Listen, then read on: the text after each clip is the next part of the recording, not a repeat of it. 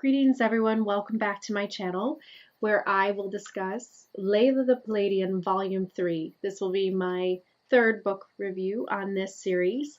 I especially really love this particular children's series because it involves Pleiadian energy and kind of the mission of the Pleiadian consciousness, and it is written by Gracie Hawkins, who is a Pleiadian starseed herself. Special thing with this book is this was one that's signed, and I got a chance to actually meet her in person, and it was a really great experience for me because we understood one another and we were vibrating on the same levels of frequency. And when you meet a kindred spirit that is kind of on the same mission as you and has the same kind of goals and dreams and visions in life, it just feels like they're just very familiar to you and like an old friend. So it was wonderful to get a chance to meet her. Gracie has made this incredible children's series. I always want to take the chance to review her books because I really applaud her for taking on kind of a never before challenge.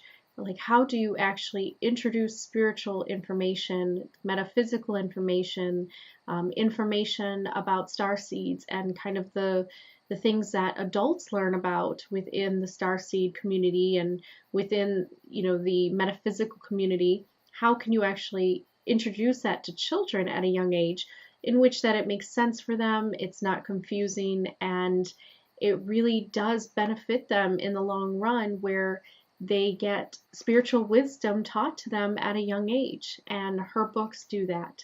They are written in a way that's very easy to understand, and they even have a glossary in the back that shows all about the different celestial bodies that she uses in her books and the terms and also some of the space facts.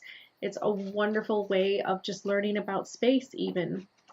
But let me go through and show you a little bit more about this book and what makes it so special. So Layla the Pleiadian, she is the little elven soul character that is always asked to go on these missions to help to kind of rectify some of the issues within the galactic community and all the different planets and the different beings that are part of her galactic neighbors.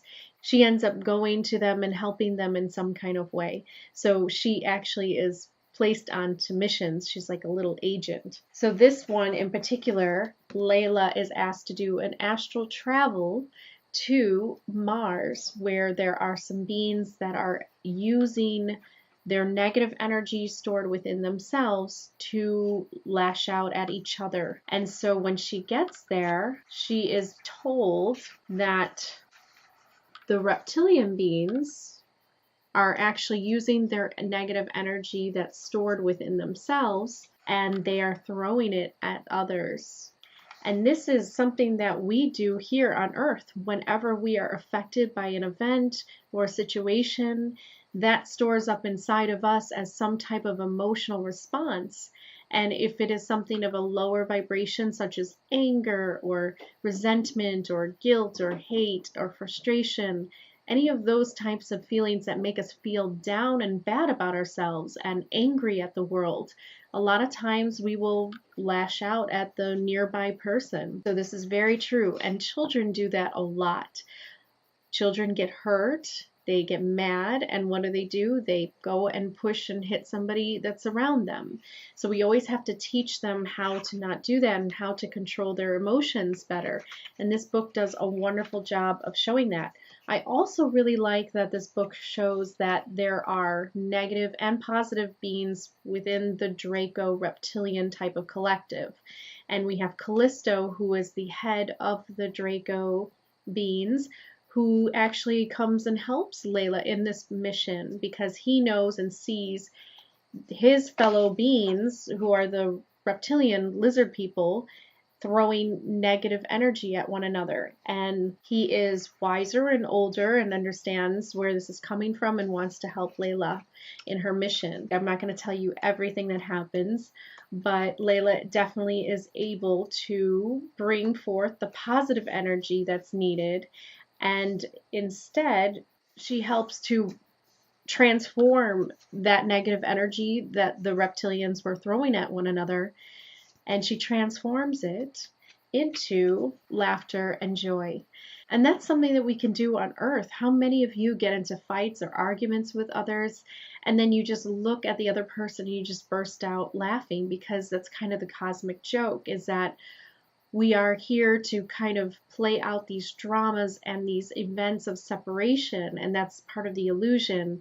But when you really get in touch with your true soul and you can feel that within the other person, that's when you can kind of laugh about it, because you know that beyond that little situation of, arguments or drama, there is a higher motivation to actually get along and to connect.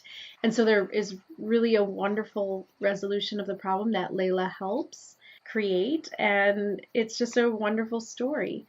And I think that this is just really great because it's a testament to see where we are going in the future, that all of this kind of spiritual wisdom that normally you would have to wait until your adulthood to get into and to reawaken to and remember is now being taught to the children, because the children have the capacity to actually embrace this understanding. And that's really what's leading to the whole species and the collective evolving and really shifting their awareness.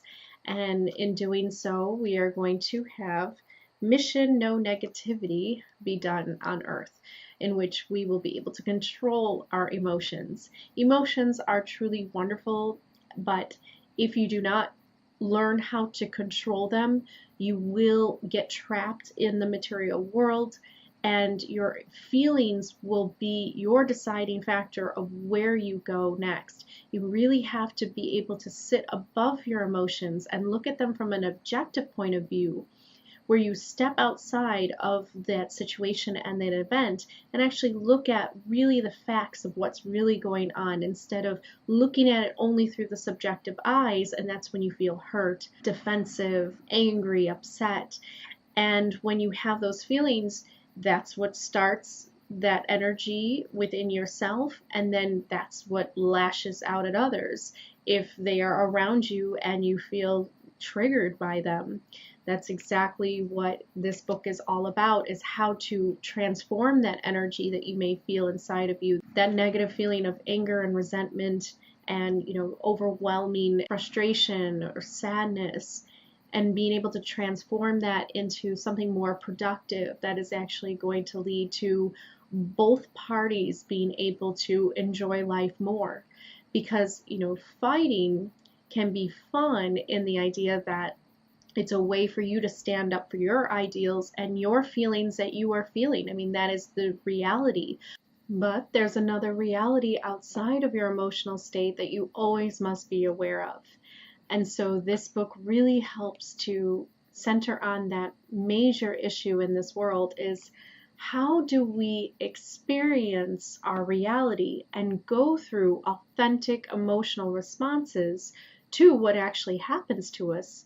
But how are we able to maybe use that energy in a more positive way, rather than using it to lash out at others around us, or to keep it inside and then, let it poison us and fill us with feelings of doubt and self-loathing? And so it's a really important topic to talk about in today's world. And one of the things that the Pleiadian consciousness does is it lifts the human consciousness into the ability to understand the emotional fields better. So in the Pleiadian University of Wisdom that I have been creating on my channel, I am going to be doing a whole unit on the emotional fields and how we can get above our emotions, still experience them, still allow them to be ours, but also to never be dragged back down to the material world to suffer within them for too long. Maybe you're going to have to go through experience of feeling those emotions, because emotions are something that kind of dictate how we perceive our reality, and then it moves us into the next experience that we go through.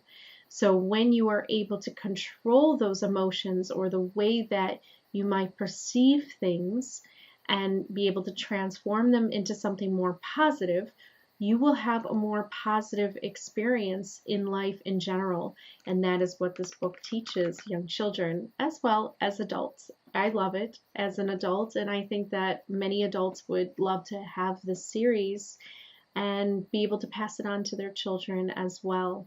I hope that you get a chance to look at these books. They're about $12 a piece, I think, on Amazon, so relatively inexpensive, but highly recommend it and really worth it to the person that is really interested in kind of following the collective in the spiritual awakening events that we are going through. So Hen and Lay for watching, and I will see you all on the next video.